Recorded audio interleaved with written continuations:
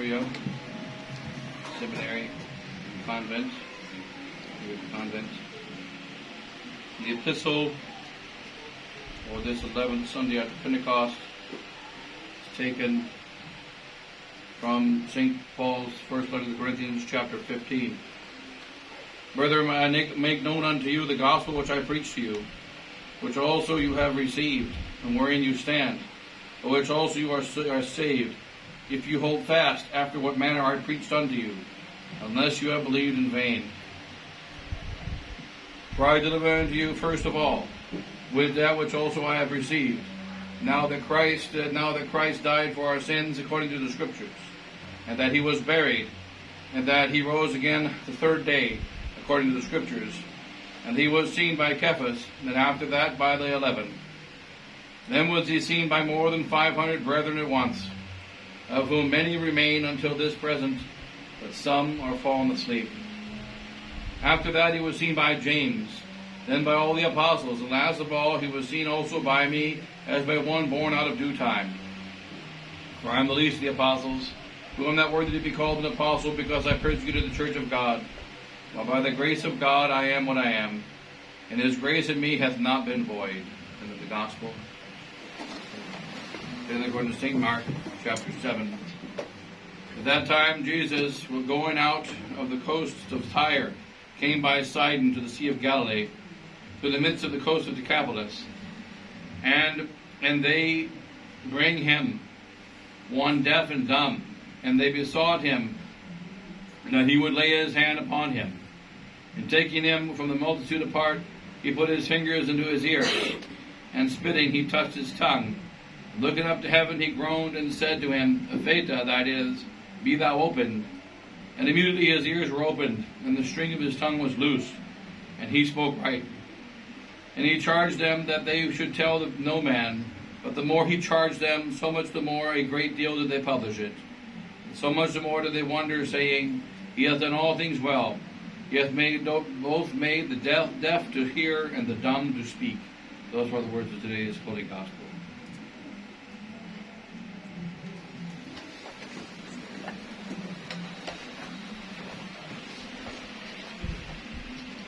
In the name of the Father, and the Son, and the Holy Ghost. Amen. Amen.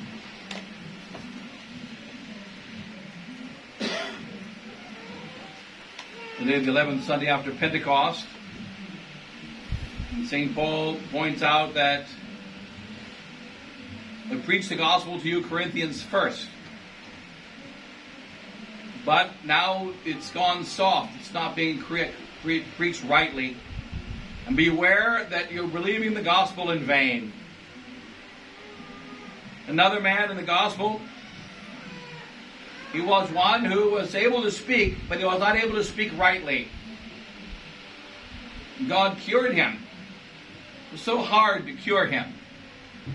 He raised people from the dead very easily. But this man in the gospel, he was so hard to cure. Put his fingers into his ears. And put his fingers into his mouth. And put spit from his mouth into the mouth of the man, into his ears, and got him to come out and speak rightly.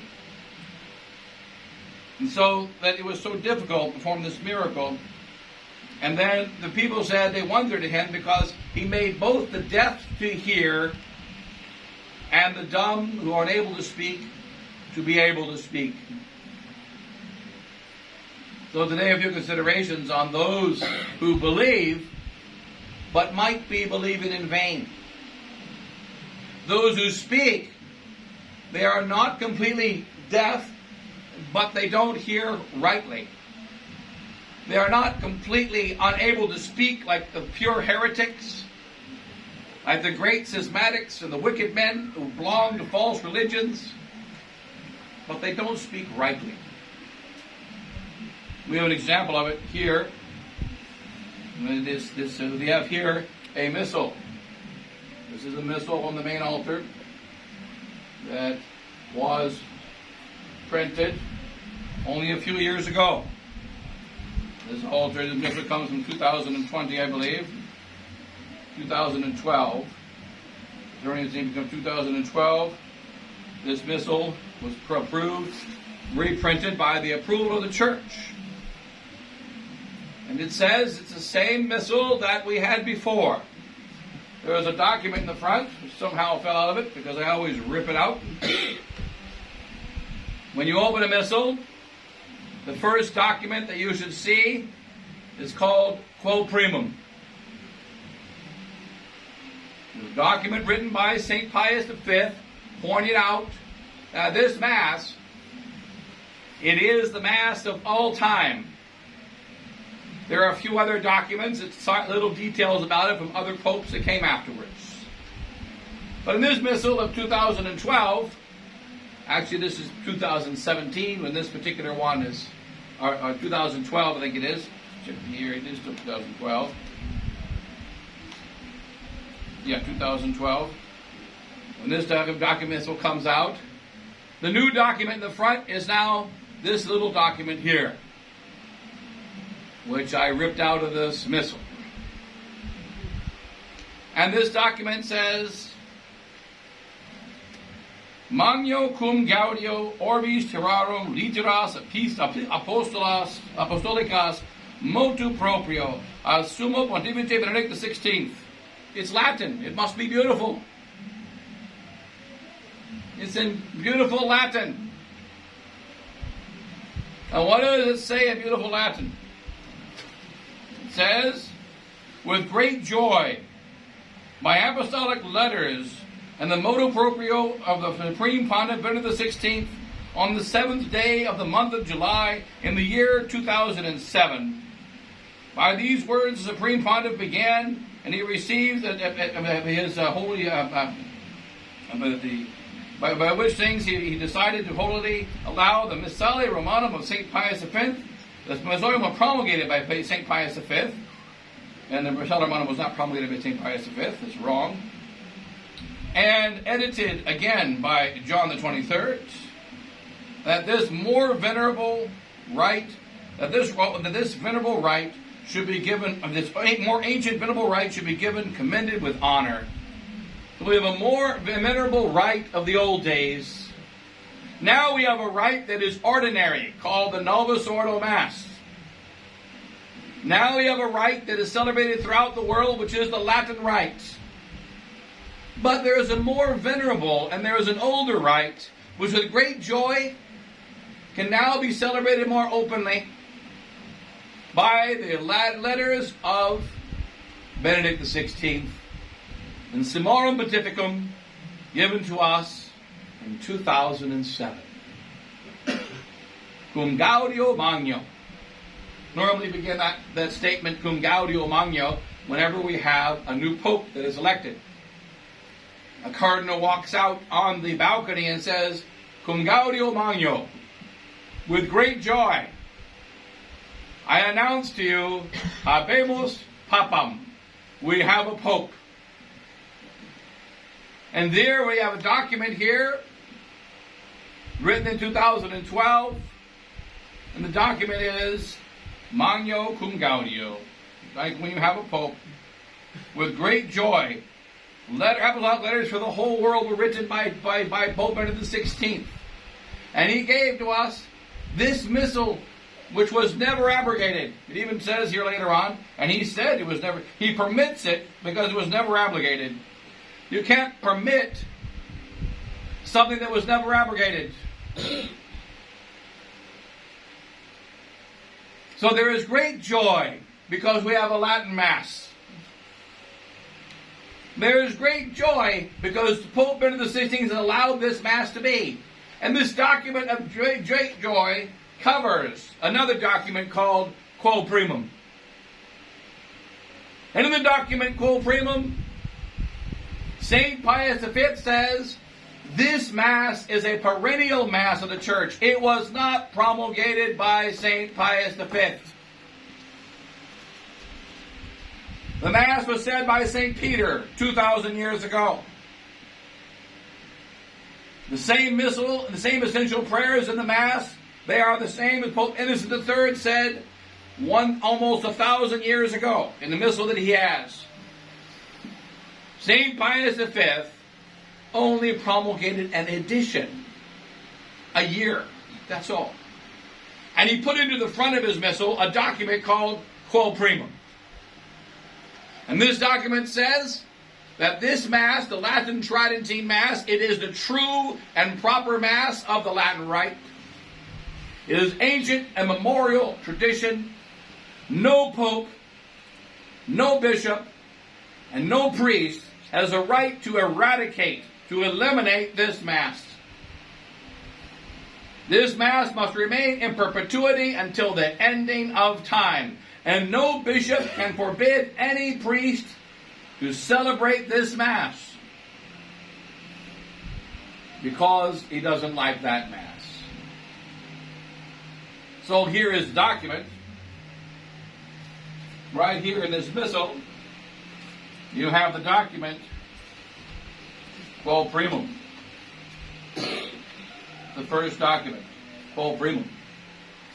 But what did Pope Benedict XVI do? He took this nice little document called With Great Joy, this satanic document called With Great Joy, and he put it on top of it. So that Quo Primum is no longer the first thing, but rather there's a new decree. And the decree was made specifically for the Fraternity of St. Peter. This is the Fraternity of Judas, to be the correct name of this fraternity. The Fraternity of the Bishop Judas, who betrayed Christ for 30 pieces of silver. In order to get approved by the authorities, in order to get ahead in the world, Judas took 30 pieces of silver and handed Jesus Christ over to the Romans. And so Father Bizik and 16 priests of the Society of St. Pius X took 30 pieces of silver from Rome in 1988, and they handed Jesus Christ over to the Romans again. And they said, we will speak out against Archbishop Lefebvre. We will speak out against the Society of St. Pius X and their saving of the Latin Tridentine Mass. In disobedience, they say. And we will be obedient. That's why they call themselves the Fraternity of St. Peter. It should rather be called the Fraternity of John Paul II or the Fraternity of Judas Iscariot. That is the fraternity in which they are. Their allegiance was to John Paul II. Not to the Catholic Church, not to the Catholic priesthood, not to the Holy Faith. They got approval. They got to be able to say Mass inside of churches approved by Rome. All they had to do was say, we will not have polemics. We will not argue against the new Mass. We won't say the new catechism of Cardinal Ratzinger at the time is a modernist catechism. We will be obedient to the modernists in Rome. Just give us our Latin Mass. You know, Adolf Hitler, he was not a very nice man. Adolf Hitler got into power in Germany by using a group called the Brown Shirts. You know what he did when he got power? Adolf Hitler got the brown shirts, and he said, you men wearing a brown shirt, you will be my buddies. You will be my friends. You get me into authority. You get me into power. Let me be the authority in Germany. And so Adolf Hitler got the brown shirts. You know what he did when he got authority? He sent soldiers. He said, kill every brown shirt. Every single man that helped Adolf Hitler get into power, he killed him. Why did he do that? Because if you help a man get into power, when he gets into power, you owe him favors. Remember, I helped you. You owe me something. That's right. I just forgot. I owe you a bullet in the head. Was anybody surprised? The evil man got into power, using people to work with him to get him in power, and when he got power, he killed them. Nobody mourns the brown shirts. Now in 1988, wearing brown cassocks, that's black cassocks with poop on them, wearing brown cassocks, 16 priests of the Society of St. Pius X betrayed Catholic tradition, betrayed the Catholic faith so that they could get a document like this. They could get a document put in the front of a missal to say, we got an approved Latin Mass. Cum gaudio magno, with great joy, we got an approved Latin Mass. All we had to do was spit on Archbishop Lefebvre, the great savior of Catholic tradition. All we had to do was betray Jesus Christ, and all we had to do was, and we got 30 pieces of silver. We got to go in the dioceses. We got to get our priests ordained by the bishops of dioceses inside cathedrals with nice stained glass windows. We don't have to be ordained in tents anymore. We don't have to be ordained on the field in the grass anymore. We get to be ordained in magnificent cathedrals. What price did they pay? Cum gaudio magno, with great joy. Who rejoiced? Satan rejoiced. The enemies of the church rejoiced. Now, Adolf Hitler didn't waste time. As soon as he got in power, he killed the brown shirts. All those that helped him get into power. Now, the Fraternity of St. Peter is being killed. It's being crushed over the last many years. Now they're beginning to shut down their churches and smash them. And everyone feels sorry for them. But what did they do? They betrayed Jesus Christ in order to be friends with the devil, hoping the devil would be nice to them. It turns out the devil is not nice. After they betrayed our Lord Jesus Christ, and they kept the Latin Mass without the faith, it's a Fraternity of St. Peter priest who told Father Samuel, give communion in the hand. Another priest told another one, go back and say your new Mass, because after all, that's what you have to do. Another Fraternity of St. Peter priest told one of the Novus Ordo priest friends I had in the United States, the new Mass is good. It's just not as good as the old Mass.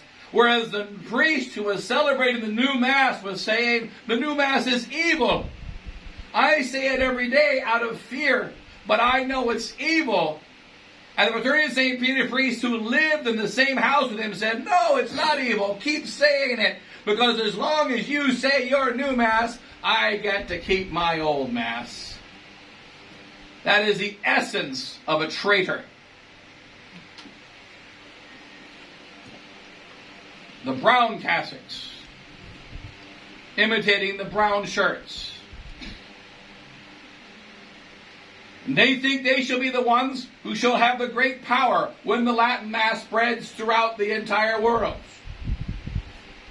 Not so. They're losing their faith. And then what does it say in this demonic document? Cum gaudio magno. That I always rip out of these missals. Praising, therefore, and helping, and then the celebration of the Mass. We're to the end here. We love this more beautiful Mass, and the Reverend Martin Ram of the Fraternity of St. Peter, prepared by our authority. You never have a particular order mentioned in the document of the Church. Saint Pius V was a Dominican. He never mentions the Dominicans in his documents about when he was Pope. He doesn't say, we Dominicans are better than the Franciscans. He doesn't say that. But in this demonic document, with great joy, it says, this missal was prepared for the Fraternity of St. Peter. You see, what happened? The Missale Romanum is for the Holy Roman Catholic Church. It's the sacrifice of Calvary in the Roman rites. It is for all men in all orders. You know, in the old days, if a book like this, if this was printed and it said the Dominicans, this missal was presented because we like Dominicans. Dominicans have their own right. So let's say that we like Franciscans. And they would say, we're not going to use this Franciscan missal. We're not Franciscans. We're Catholics. But in the document coming from Rome, the whole world is going to get the Latin Tridentine Mass because of the traitors who founded the Fraternity of St. Peter. Traitors against Christ. All they had to do was say, I'm not going to condemn the new Mass. Celebrate Mass in the beautiful old churches. All they had to do was not condemn the modernist garbage. And then they made a minor change. Just a small change. They say this missal is the same as a 1962 missal. Is it? We're going to follow the 1962, right? Following the Code of Canon Law, Canon 826, paragraph 2, Modernist Code, 83 Code. We have approved and we concede this typical edition of the Missale Romanum on the 23rd of June, 2012. And we or 17, 2012, we present this, one second, no, it's a 1962. 1962 missal, according to the Sacred Congregation, promulgated by the Sacred Congregation rights, with this exception. We're going to give you the same missal, but with a minor exception, which was decreed in the time by the Secretary of State on the 4th day of February, 2008. And the Supreme Pontiff, Benedict XVI, made new rules about the Divine Liturgy concerning Good Friday, and the celebration to be done on Good Friday. So this missal is almost exactly the same, except for one minor difference. One prayer on Good Friday. The prayer for the conversion of the Jews. We're not going to pray for the Jews to be converted anymore. You see, the Jews said, we don't mind this big, thick book. We don't mind all the beautiful Latin that's in it. It's wonderful. There's only one short Latin prayer we want nothing to do with. And that's the prayer that says, O Lord, convert the perfidious Jews. Convert the, there it is, the prayer. Another thing you have to do with this missal. That's the prayer. Oh Lord, convert the perfidious Jews. They dropped the word perfidious, which means without faith. And then they prayed for the Jews, but not that they convert. It's not the same. We do not have Gaudio Magno. We don't have great joy that a compromised Judas Iscariot organization brought us back the Latin Mass against Archbishop Lefebvre, against the truth of faith, against our ancestors who died rather than compromise the faith. But it's Latin. You get to sing nice words. What's happening? We now have the Latin Mass everywhere in the world, more than we had it before. And they have the same Latin Mass, except for a few minor differences. We don't want the Jews to convert anymore. We must pray for the conversion of the Jews. They are the chosen people who will convert at the end of the world. Does Satan think removing a prayer is going to stop God's work? It will not. And the priest should not remove that prayer.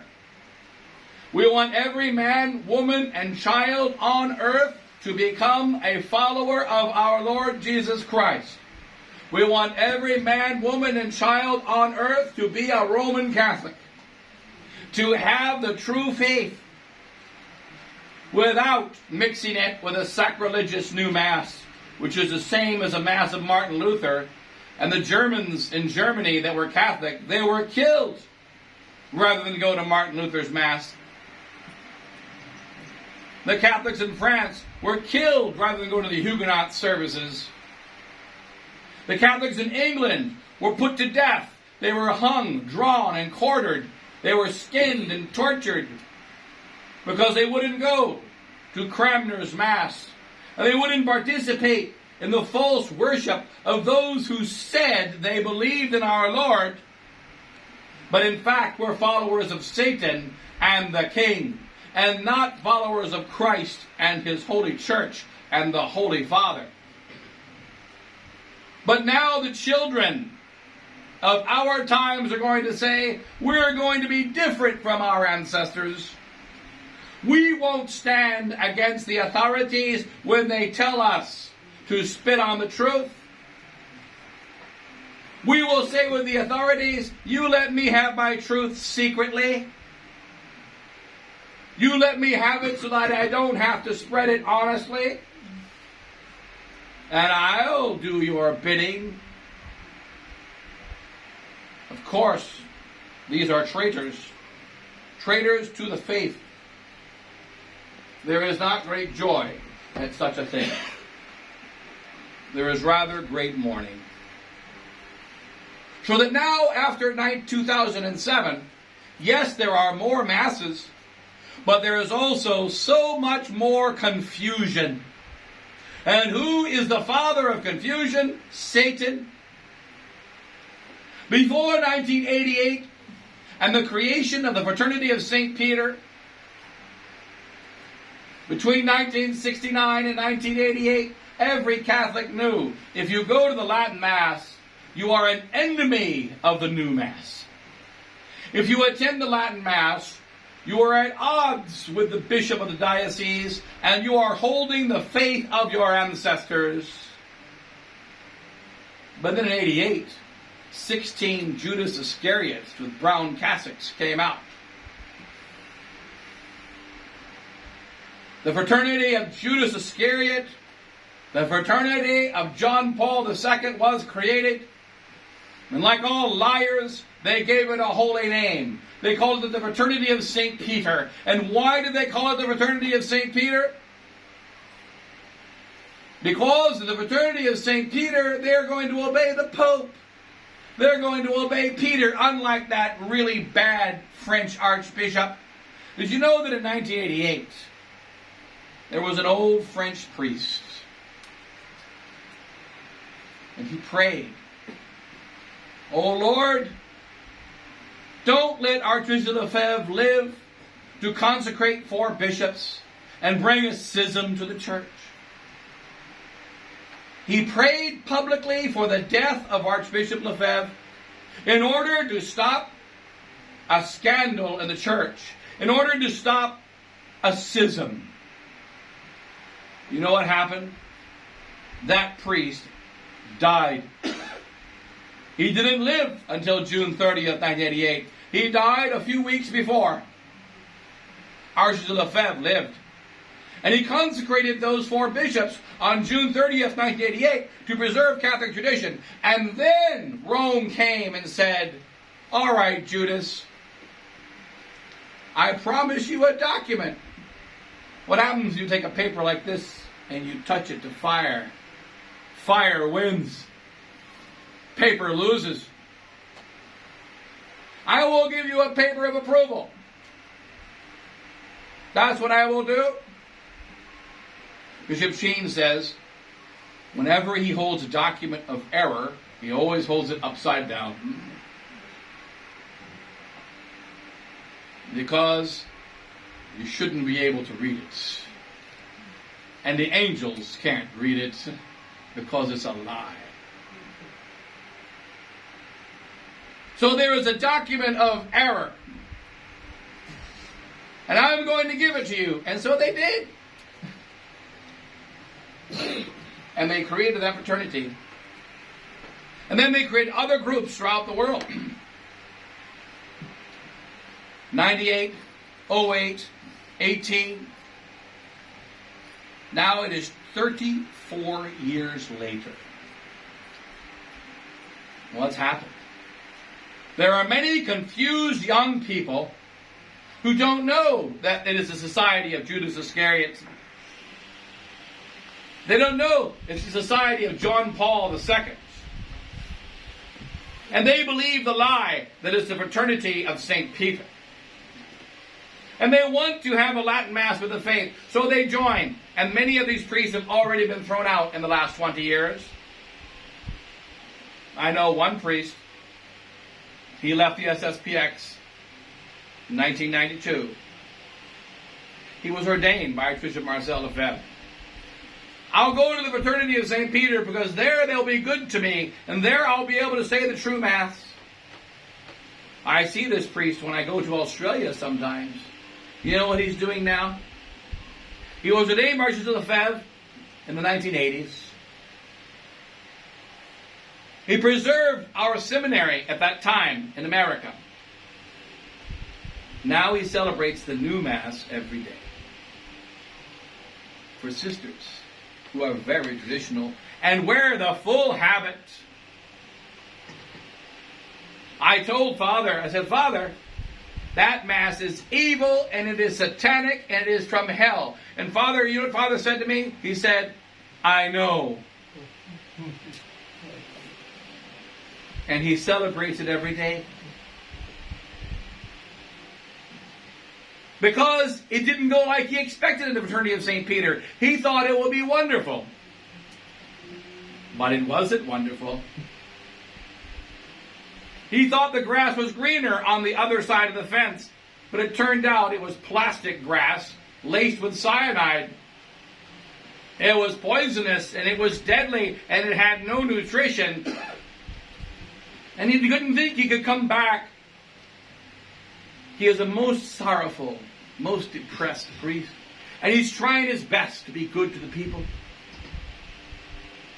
Celebrating the new Mass. What happened? There are many priests like him. In 1999, 9 priests, or 10 priests, it was 9 priests in the Fraternity of St. Peter in the United States.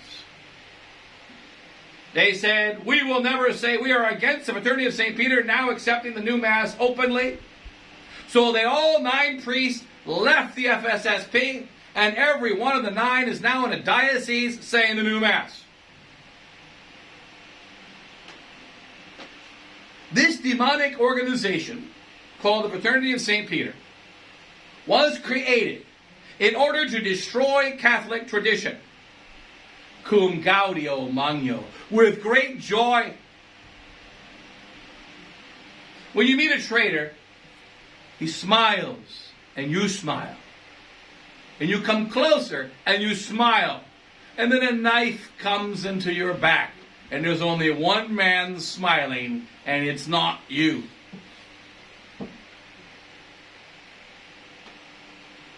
How do we preserve the Catholic faith in this time of crisis? We do not have Gaudio Magno. I talked to Father Peter Scott a few days ago, my former superior. And I told him, 2007 Summorum Pontificum was an abomination. In that document of Pope Benedict XVI, he said the new Mass is the ordinary and correct and true Mass, just like this short document says. But he's going to allow the Latin Mass.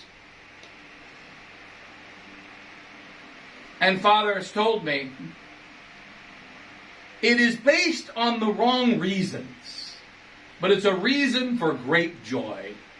Because Sumorum Pontificum did great good for the church by bringing more Latin Masses, even though it's founded on the wrong reasons. In 2007, that isn't what Father thought. But now, in 2022, he thinks it's better. The Blessed Virgin Mary said, back 100 years ago, a little more than that, at Fatima, Portugal, she said the situation of the church will grow worse and worse and worse. And part of what has made the situation worse is Summorum Pontificum. Many souls are now weakening and losing their faith by attending the Latin Tridentine Mass. Now it is true that God writes straight with crooked lines. You can do many a wrong thing, and God will give the grace for you to convert. That doesn't make the wrong thing right. Many a man has married a girl because she's pretty, but she's a Catholic, and that stinks. He didn't want to be Catholic, but he got baptized, could care less about the faith. Got married for the girl, got married for the money, did not get married for Christ. Very bad. But what happened? He converted. Very often he really converts and truly becomes a good Catholic. Does that mean he got married for the right reasons? No, he got married for the wrong reasons, but he became sorry for the wrong reasons. And then he became a good Catholic. So likewise, there are people that have come to the faith through false apparitions. Does that make the false apparitions true? No, there are still false apparitions that have led many souls away from God. But some souls have come to false apparitions and then repented of their sins. And then realized, I want to be a good Catholic. And they left the false apparition and became a good Catholic. So likewise, there are many souls right now receiving the grace from God to leave the Fraternity of St. Peter. Especially the priests who have been deceived. Don't be a brown cassock anymore. Go back to the black cassock. Don't be the fraternity of Judas Iscariot anymore. Don't be the fraternity of John Paul II anymore. Many of the young priests don't realize the trap that they were laid into. But now they should open their eyes and see that Pope Francis, in crushing the Fraternity of St. Peter, they're making a deal. I want you to say the epistle and gospel in the vernacular. All right, we'll do that. But we'll say it in Latin first. No, you can't do that.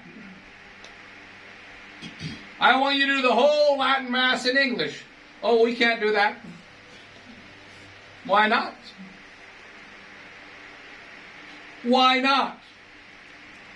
If you believe that there is great joy because Satan gave you permission to say the Mass, then why not do whatever Satan tells you to do? Why are you drawing a line? We are supposed to draw the line where Christ drew the line. We are supposed to draw the line where He said to draw the line, and that is on our holy faith. And we don't cross that line. Vatican II is against our holy faith. Condemn it. The new Mass is against our holy faith. Reject it. The acceptance of the modernism taught in Vatican II is against our holy faith. Condemn it. And who needs to condemn it? Everyone. The faith is not for me privately, just like this Mass. It says in this document, this Mass was prepared for the Fraternity of St. Peter. Isn't that nice? No, it is not. The Mass is prepared for every soul on earth. Is necessary for our salvation. It is not for people like the more ancient rite. It is not for those that accept the Novus Ordo rite, which is adultery and fornication against God. We don't accept adultery. We don't accept fornication. We only accept the true union of holy matrimony, and there's only one marriage, and that marriage is with our Holy Mother, the Church, the spouse of Christ. That marriage is with the true faith, which is the same from the time of St. Peter until the ending of the world. With that sacrifice, the unchanging holy sacrifice of the Mass. So we do not have Gaudio Magno, great joy, at Satan giving us permission to celebrate a Mass on condition we accept his satanic ritual also. No. Accept only the true Mass, only the true faith, and we do not mix it with lies. The Latin Mass here in this forbidden house, 11 sisters and 17 seminarians, a few others. This is the future of the Church. We are doing what our ancestors did. As St. Athanasius said, they have the churches. Let them keep the churches. One day we will get them back. We keep the faith. And besides, the churches will fall down. But the faith never falls down. Let us keep our holy faith. We can always build new churches, but there is no new faith. Don't fall for the trap of the Fraternity of St. Peter, the trap of the Indult, the trap of Pope Francis being nice on Monday. On Tuesday he won't be nice. Don't fall for these traps, as so many priests and the faithful have, and they've been gobbled up in the machine of modernism and been spit out. How many of them who left the truth will find themselves in the kingdom of heaven? We want to go to the kingdom of heaven. We do this by holding the true faith without change, without compromise, the true Mass without change, without compromise, and we rejoice in that faith, in that Christ, in that God only, and not in the foolish lies and false gifts of those that are trying to destroy the kingdom of Christ in modernist Rome today. And God bless you all, in the Father, and the Son, and the Holy Ghost. Amen.